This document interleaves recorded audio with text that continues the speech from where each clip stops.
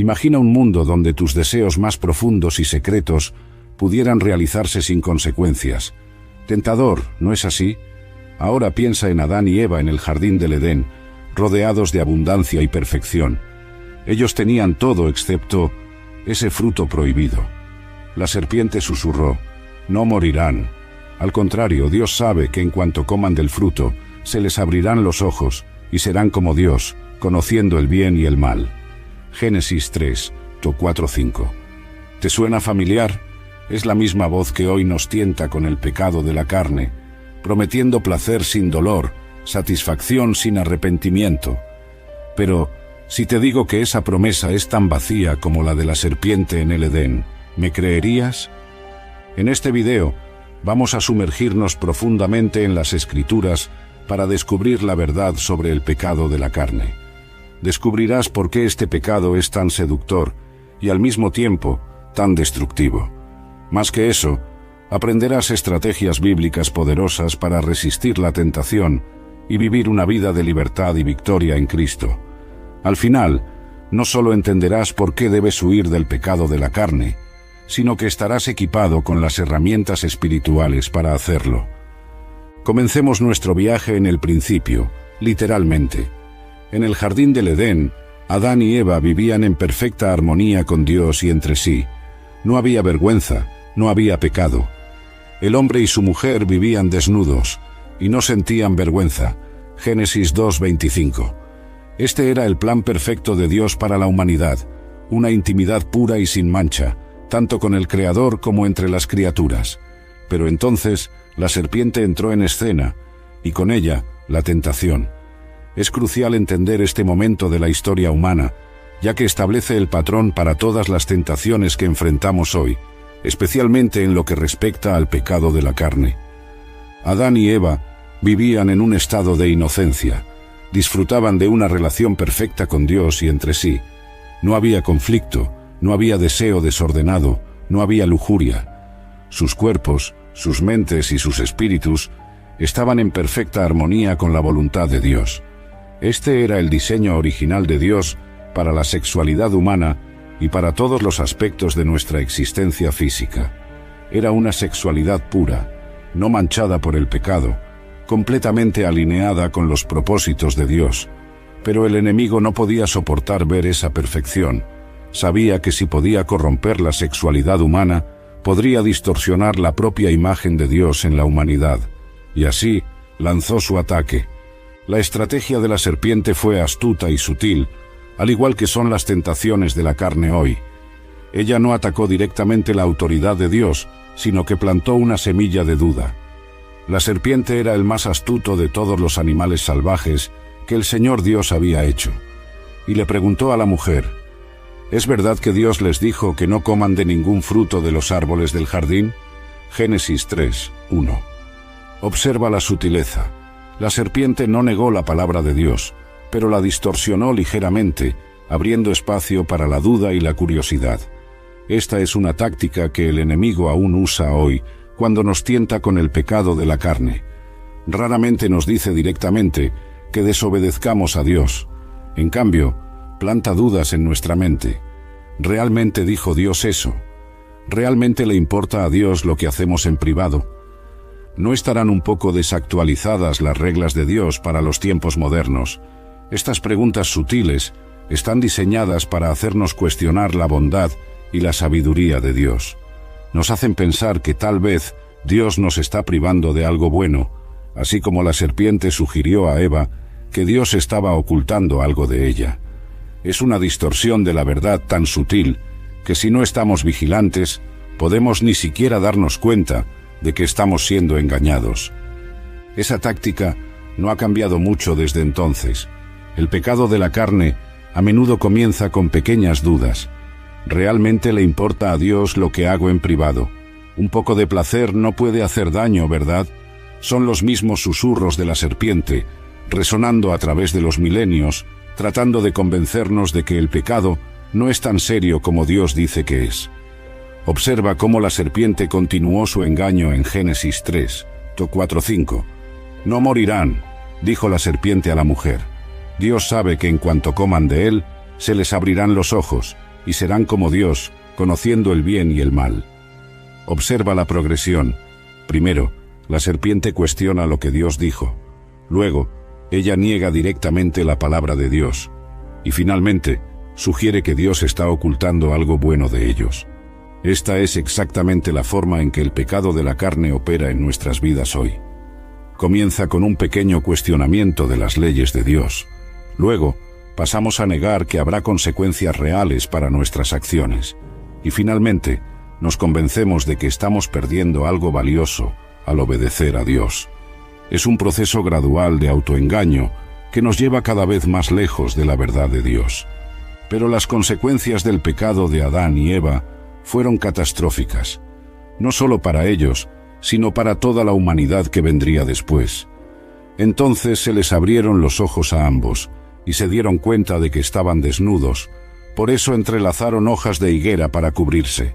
Génesis 3:7. La vergüenza entró en el mundo, junto con el miedo, la culpa y la separación de Dios. El pecado de la carne, en su esencia, siempre lleva a esta separación, a esta ruptura de la intimidad que deberíamos tener con nuestro Creador. Es importante notar que antes del pecado, Adán y Eva estaban desnudos y no sentían vergüenza. Después del pecado, inmediatamente sintieron la necesidad de cubrirse. Esto ilustra cómo el pecado distorsiona nuestra visión de la sexualidad y de nuestro propio cuerpo. Lo que antes era puro y sin vergüenza, se convirtió en una fuente de culpa y vergüenza. Además, vemos en Génesis 3:8 que se escondieron de Dios cuando oyeron su voz en el jardín. Esta es otra consecuencia trágica del pecado de la carne. Nos hace querer escondernos de Dios. Crea una barrera entre nosotros y nuestro Creador, haciéndonos sentir indignos de su presencia. Y esta separación de Dios es el verdadero veneno del pecado. Pablo, en su carta a los Romanos, explica cómo este pecado original se manifestó en la humanidad a lo largo del tiempo. Desde la creación del mundo, los atributos invisibles de Dios, su eterno poder y su naturaleza divina, se han visto claramente, siendo comprendidos por medio de las cosas creadas, de modo que los hombres no tienen excusa, porque, habiendo conocido a Dios, no lo glorificaron como a Dios ni le dieron gracias, sino que sus pensamientos se volvieron vanos y sus corazones insensatos se oscurecieron. Romanos 1:20-21. Este pasaje nos muestra que el pecado de la carne no es solo una cuestión de acciones externas, sino que comienza en el corazón y en la mente. Es un rechazo deliberado del conocimiento de Dios, una elección de seguir nuestros propios deseos en lugar de la voluntad divina. Pablo está trazando aquí la trayectoria del pecado en la humanidad. Comienza afirmando que todos tienen un conocimiento innato de Dios a través de la creación. No hay excusa para no reconocer la existencia y el poder de Dios. Sin embargo, la humanidad eligió no honrar a Dios ni ser agradecida con Él.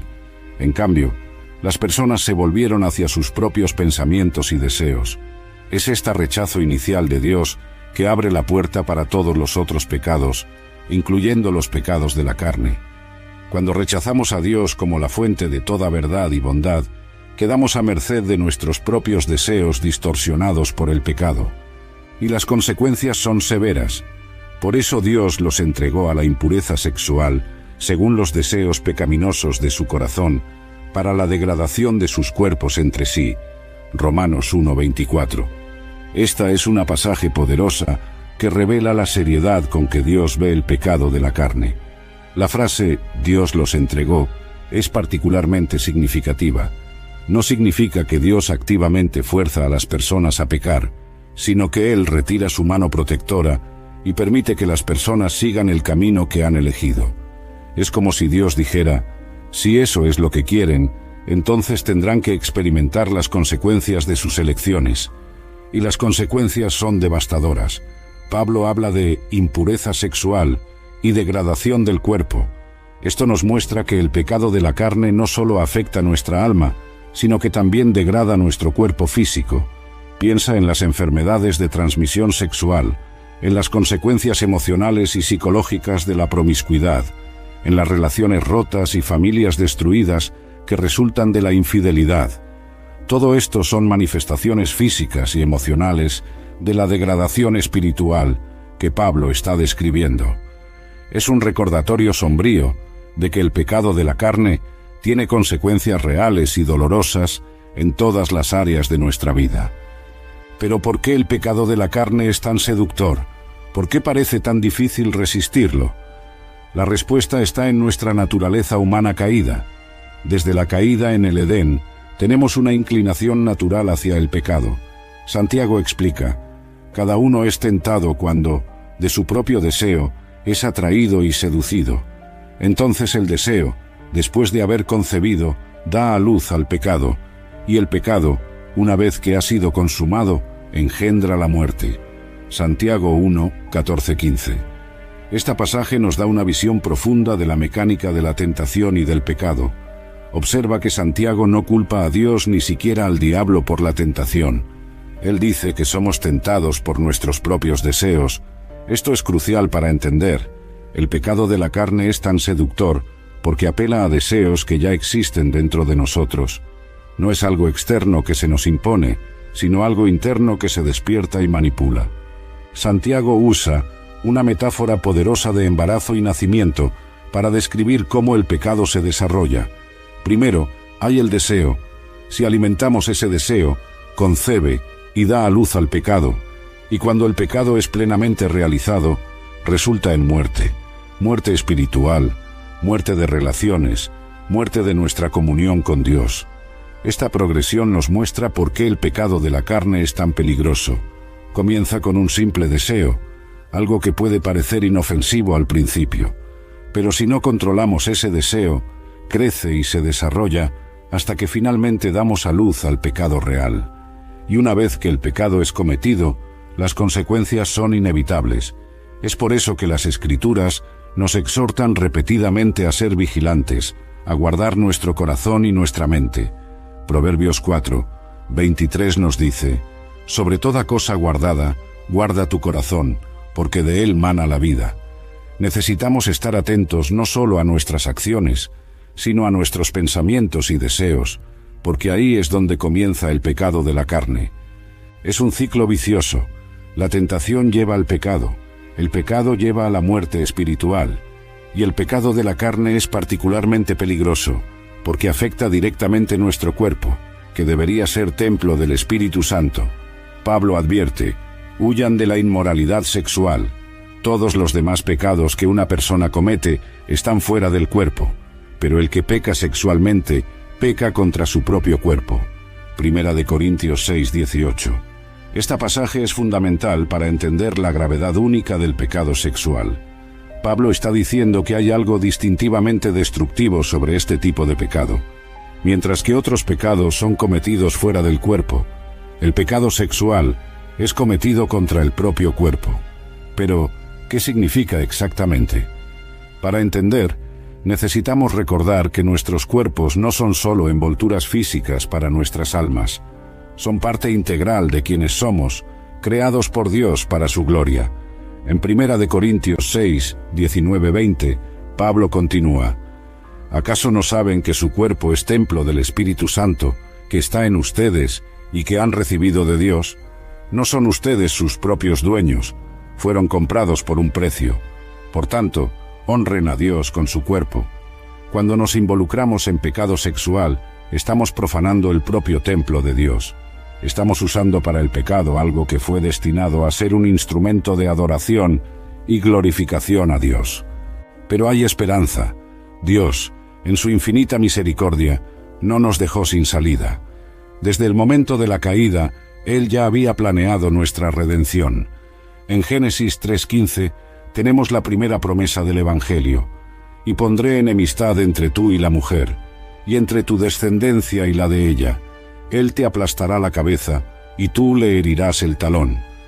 Esta es la promesa de que el Mesías vendría para derrotar definitivamente el poder del pecado y de la muerte.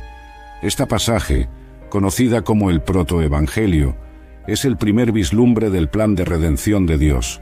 Incluso en el momento en que el pecado entró en el mundo, Dios ya estaba anunciando su solución. La descendencia de la mujer se refiere a Jesucristo, quien vendría para aplastar la cabeza de la serpiente, derrotando definitivamente el poder de Satanás, del pecado y de la muerte. Es interesante notar que Dios habla de la descendencia de la mujer y no del hombre, como era costumbre. Esto apunta al nacimiento virginal de Jesús, que vendría sin la semilla del hombre, nacido de una virgen. Esta promesa es el hilo rojo que corre por toda la Biblia, desde Génesis hasta Apocalipsis. Es la promesa de que, a pesar de nuestros pecados, incluidos los pecados de la carne, Dios tiene un plan para rescatarnos y restaurarnos. Esta esperanza es crucial para nuestra lucha contra el pecado de la carne. No estamos luchando una batalla perdida. Tenemos la promesa de la victoria final en Cristo, y esa promesa se cumplió en Jesucristo. Ustedes saben que no fue con cosas perecederas como plata u oro que ustedes fueron redimidos de la vana manera de vivir que sus antepasados les transmitieron, sino con la sangre preciosa de Cristo, como de un cordero sin mancha y sin defecto. Primera de Pedro 1, 18-19. A través de su vida perfecta, muerte sacrificial y resurrección gloriosa, Jesús nos ofrece la libertad del poder del pecado. Esta pasaje de Pedro es rica en significado. Primero, nos recuerda que fuimos redimidos. Esta palabra en griego, litro, significa comprar de nuevo o liberar pagando un rescate. Es una imagen poderosa de nuestra salvación. Estábamos esclavizados por el pecado, incapaces de liberarnos por nosotros mismos. Pero Jesús pagó el precio para liberarnos. Y observa el contraste que Pedro hace. No fuimos redimidos con cosas perecederas como oro o plata, sino con algo infinitamente más valioso, la sangre de Cristo. Esto nos muestra el inmenso valor que Dios pone en nosotros. Estaba dispuesto a pagar el precio más alto posible para rescatarnos. Pedro también describe a Jesús como un cordero sin mancha y sin defecto. Esto se refiere al sistema sacrificial del Antiguo Testamento, donde solo animales perfectos podían ser ofrecidos como sacrificio. Jesús, siendo sin pecado, fue el sacrificio perfecto y final por nuestros pecados. Su muerte en la cruz no solo pagó la penalidad por nuestros pecados, sino que también rompió el poder del pecado sobre nosotros. Pero esa libertad no es automática, requiere nuestra participación activa. Pablo nos exhorta: por lo tanto, hermanos, tenemos una obligación, pero no para con la carne, para vivir según ella. Porque si ustedes viven conforme a la carne, morirán. Pero si por el Espíritu hacen morir los actos del cuerpo, vivirán. Romanos 8, 12-13. Es una batalla diaria, una elección constante de seguir el Espíritu en lugar de la carne. Este pasaje nos presenta una verdad fundamental sobre nuestra nueva vida en Cristo. Tenemos una elección. Antes de Cristo, éramos esclavos del pecado, incapaces de elegir la justicia, pero ahora en Cristo tenemos la capacidad de elegir. Pablo dice que tenemos una obligación, pero no para con la carne. En otras palabras, ya no debemos nada a nuestra naturaleza pecaminosa. No tenemos que obedecer a sus impulsos y deseos. En cambio, tenemos la opción y la responsabilidad de vivir por el Espíritu. Pero observa que esto requiere acción de nuestra parte. Pablo dice que debemos hacer morir los actos del cuerpo. Esto sugiere un proceso activo y continuo. No es algo que ocurre automáticamente o de una vez por todas. Es una lucha diaria para decir no a los deseos de la carne y sí al Espíritu. Si vivimos conforme a la carne, el resultado es muerte. Pero si vivimos por el Espíritu, el resultado es vida. Esta es la batalla en la que estamos comprometidos cuando luchamos contra el pecado de la carne. ¿Cómo podemos entonces vencer esta batalla? Primero, debemos reconocer nuestra total dependencia de Dios. Sé que nada bueno habita en mí, es decir, en mi carne, porque tengo el deseo de hacer lo bueno, pero no puedo realizarlo. Romanos 7:18. Este reconocimiento nos lleva a la humildad y a la búsqueda constante del poder de Dios en nuestra vida. Esta confesión de Pablo es crucial para nuestra lucha contra el pecado de la carne. Es un reconocimiento honesto de nuestra incapacidad para vencer el pecado por nuestras propias fuerzas. Pablo, el gran apóstol, admite que no tiene en sí mismo el poder de hacer el bien que desea hacer. Esta es una lección que todos necesitamos aprender. A menudo, abordamos la lucha contra el pecado con una mentalidad de autoayuda. Pensamos que si solo intentamos con más fuerza, si solo tenemos más fuerza de voluntad, podemos vencer. Pero Pablo nos muestra que ese enfoque está condenado al fracaso. No tenemos en nosotros mismos el poder para vencer el pecado. Esta realización, aunque puede parecer desalentadora a primera vista, es en realidad liberadora. Nos libera de la presión de intentar ser lo suficientemente buenos por nuestras propias fuerzas. Nos lleva a depender totalmente de Dios y de su gracia. Es solo cuando reconocemos nuestra debilidad que podemos experimentar plenamente el poder de Dios. Como Pablo dice en 2 de Corintios 12, 9-10, «Mi gracia es suficiente para ti, porque mi poder se perfecciona en la debilidad, porque cuando soy débil, entonces soy fuerte». En segundo lugar, debemos alimentar nuestra mente con la palabra de Dios. El Salmo 119:11 dice, «En mi corazón he guardado tus dichos, para no pecar contra ti». Cuanto más llenamos nuestra mente con la verdad de Dios, menos espacio hay para las mentiras del enemigo. Es por eso que es crucial tener un tiempo diario de lectura y meditación en las Escrituras.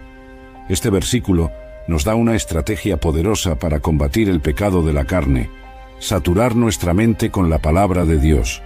Observa que el salmista no dice solo que leyó la palabra o que la memorizó, sino que la guardó en el corazón.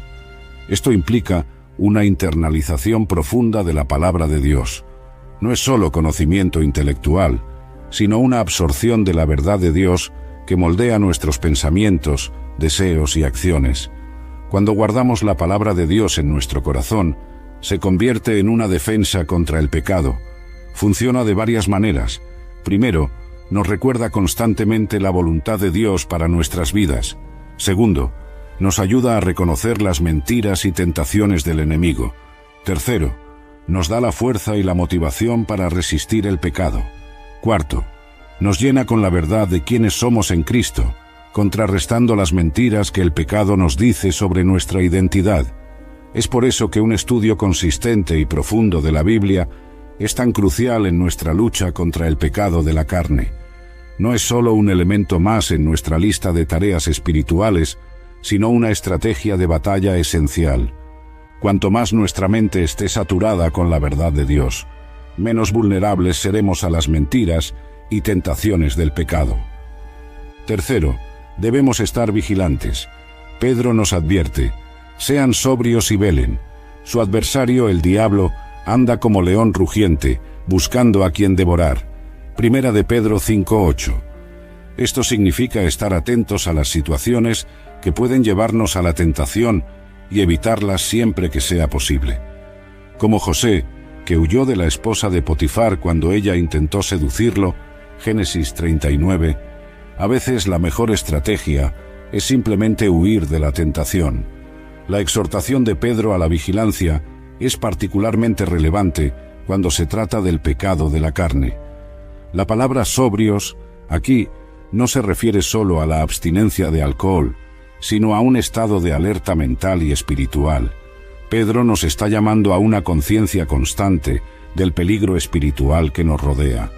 La analogía del diablo como un león rugiente es poderosa. Un león no anuncia su presencia cuando está cazando. Ruge después de capturar a su presa. De la misma manera, a menudo no percibimos el peligro del pecado de la carne hasta que ya estamos en sus garras. Es por eso que la vigilancia constante es tan crucial. Necesitamos estar atentos a los desencadenantes que pueden llevarnos al pecado sexual. Esto puede incluir ciertos tipos de medios, situaciones sociales o incluso estados emocionales que nos hacen más vulnerables a la tentación. La historia de José nos da un ejemplo perfecto de cómo esta vigilancia debe parecer en la práctica. Cuando la esposa de Potifar intentó seducirlo, José no se quedó para ver si podía resistir la tentación. Huyó de inmediato.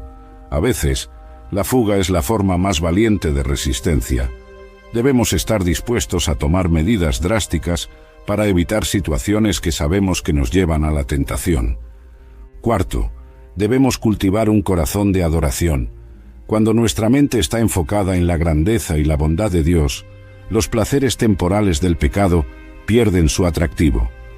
David entendió esto cuando escribió: «Me has dado a conocer la senda de la vida, me llenarás de alegría en tu presencia y de dicha eterna a tu derecha». Salmo 16:11. Cuanto más experimentamos la alegría de la presencia de Dios, menos atractivos se vuelven los placeres del pecado. Este versículo nos ofrece una perspectiva poderosa en la lucha contra el pecado de la carne. David no está hablando solo de evitar el pecado, está hablando de encontrar algo infinitamente mejor. Él describe la presencia de Dios como la fuente de alegría plena y dicha eterna. Esta es una afirmación audaz, especialmente cuando consideramos el atractivo seductor del pecado sexual. El pecado de la carne promete placer, satisfacción y realización, pero David nos dice que hay un placer mayor, una satisfacción más profunda, una realización más completa en la presencia de Dios. Esto cambia completamente nuestro enfoque en la lucha contra el pecado sexual.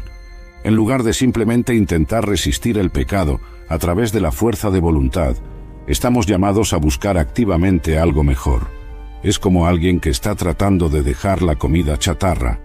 Simplemente intentar resistir la tentación a través de la fuerza de voluntad puede funcionar por un tiempo, pero es mucho más efectivo cuando reemplazamos la comida chatarra con alimentos saludables y deliciosos.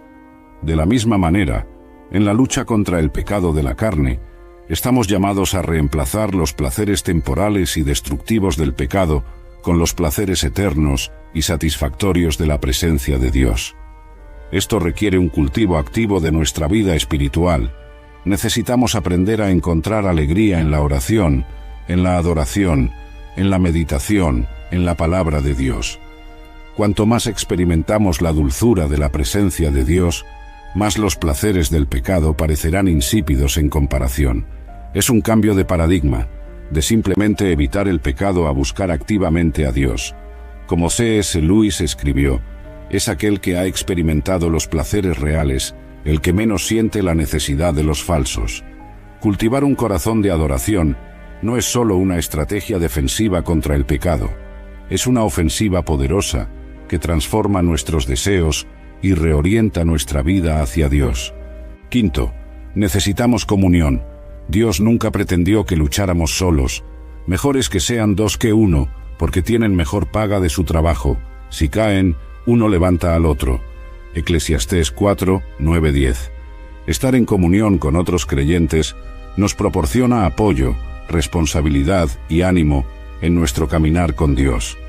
Esta verdad es particularmente crucial cuando se trata de combatir el pecado de la carne. El pecado sexual a menudo prospera en el aislamiento y en el secreto. Cuando mantenemos nuestras luchas para nosotros mismos, damos al pecado un terreno fértil para crecer.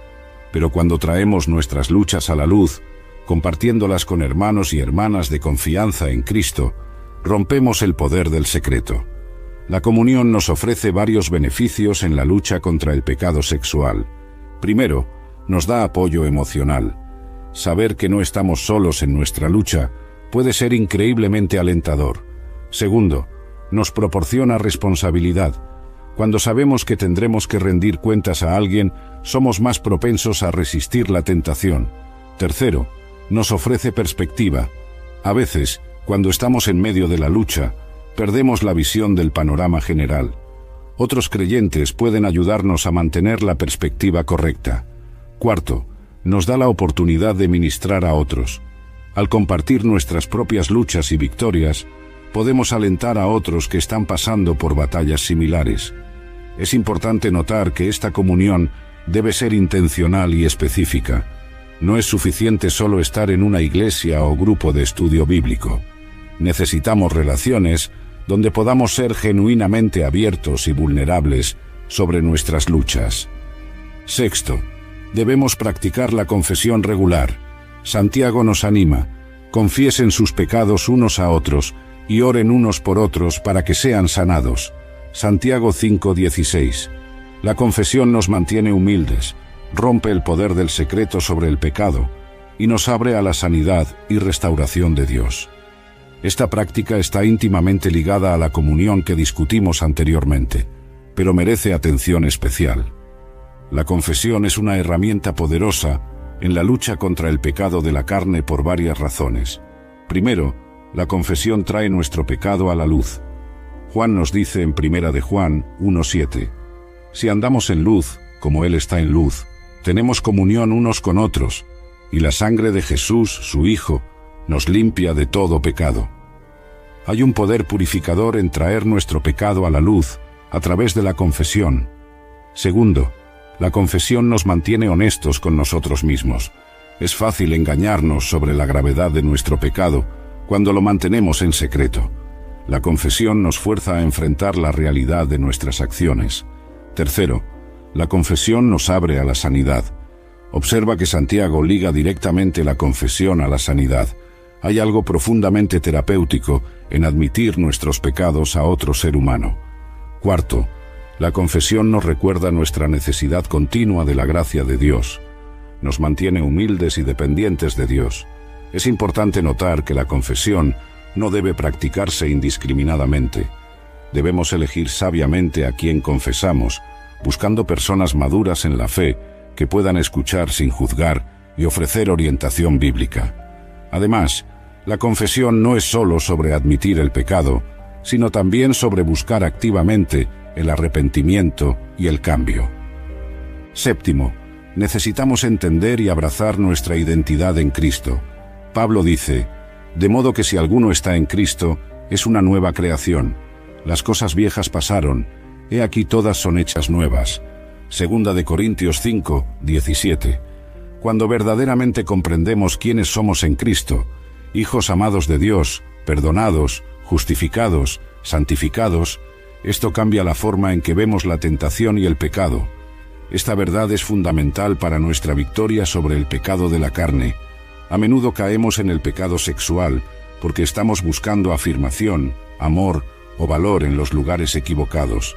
Pero en Cristo ya tenemos todo eso.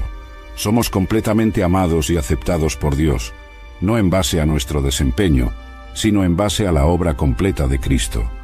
Entender nuestra identidad en Cristo nos da una nueva perspectiva sobre el pecado sexual. No se trata solo de seguir reglas, sino de vivir de acuerdo con quienes realmente somos.